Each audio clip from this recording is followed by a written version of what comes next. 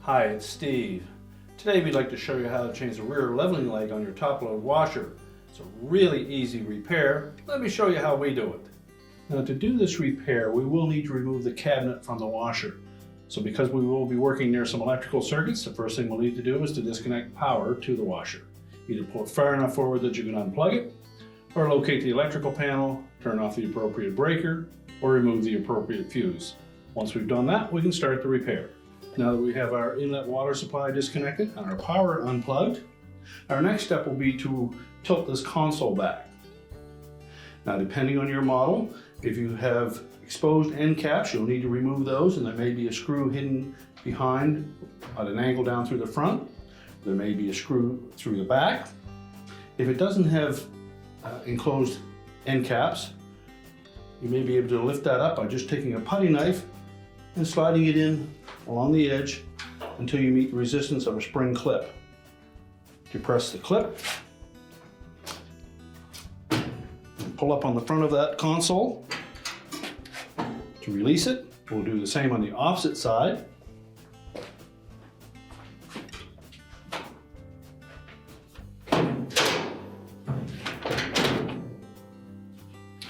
And then just rotate the console over the back. Now next, we'll disconnect the wire harness to the lid switch, lift up on the locking tab, pull the harness away, and then just tuck that up into the back here.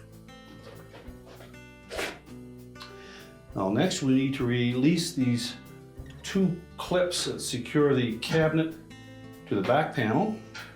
Simply take a large flat blade screwdriver, go down through the opening towards the front, bottom of the screwdriver out, and then pry against the hook at the front of that clip, and that will release it. The clip looks like this.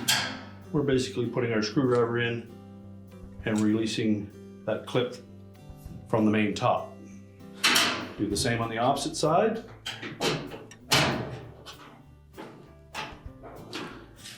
And then we'll just set those two retaining clips aside.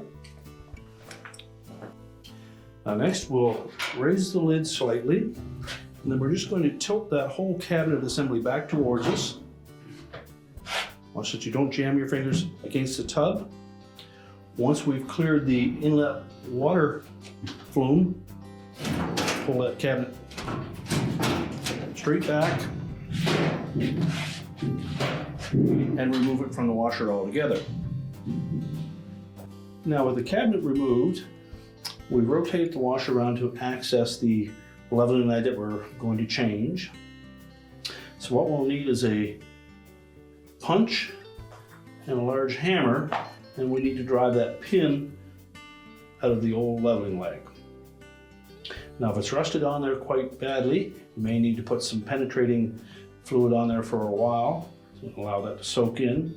And that could take a few hours or a day or two to dissolve that rust enough that we can knock that pin out. And then either knocking the pin out from the back or the front, it doesn't matter.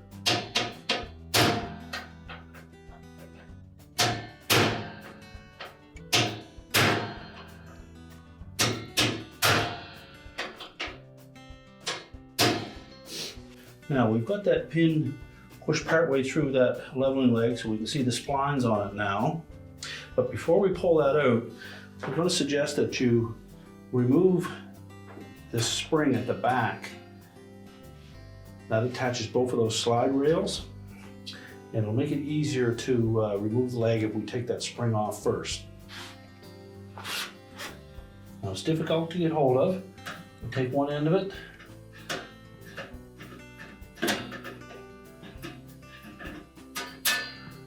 stretch it enough that you can unhook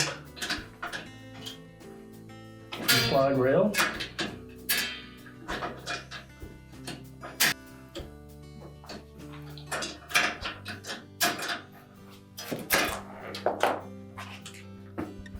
Now with that spring removed, we'll go ahead and pull that pin the rest of the way out of the leveling leg. You can discard the old one. Now we need to get that slide rail out of the slot on the top of that leveling leg.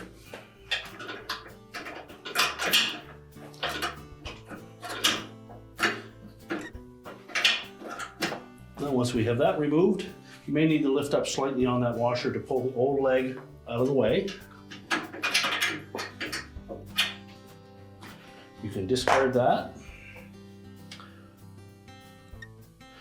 You're going to take the new one, slide it up into that opening.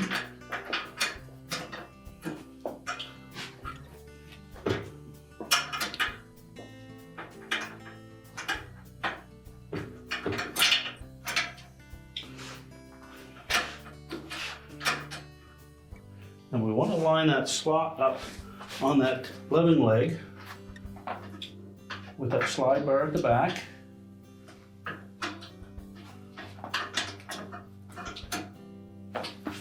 And line it up so that the hole through the slide bar and the leveling leg all lines up. We'll take our new pin,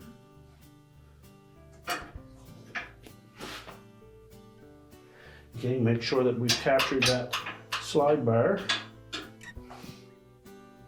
and then we need to drive that pin through that leg.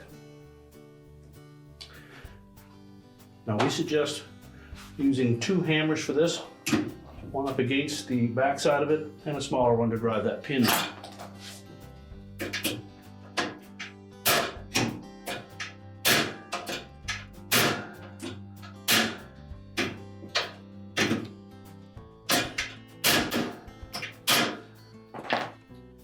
And once we have that pin halfway through that leveling leg, we can then go back to the spring that connects those 2 slide bars together and reattach that.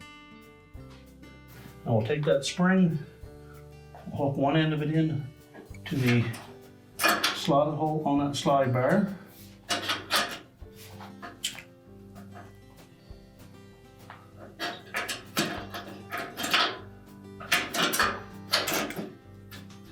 Hook the other side in. Now we can remove our temporary blocking.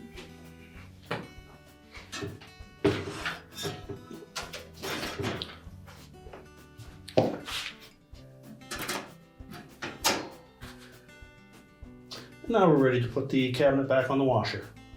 Now as we position that cabinet over the base frame, again we want to make sure that that bottom lip at the front of the panel goes in underneath the base frame. And then while looking down through that lid opening, we can see where those 2 hooks are on the base.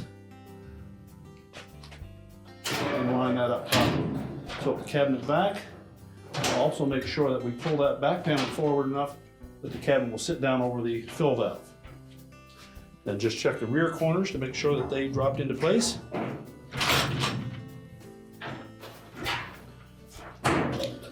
Now just make sure that none of the harness or air dome tube are pinched. We'll take our mounting brackets and we'll engage the straight vertical end up into that slot on the back.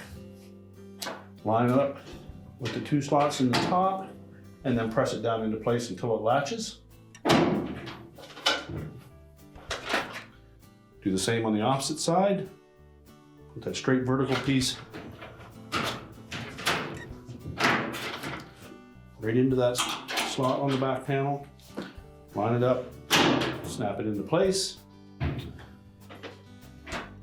We'll reattach our mid switch harness.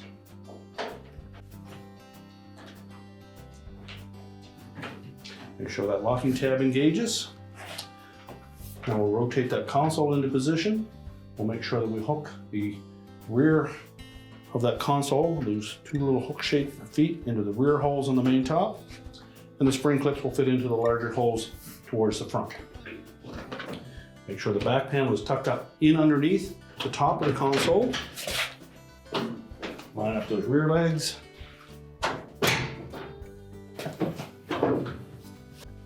And then press it down into place.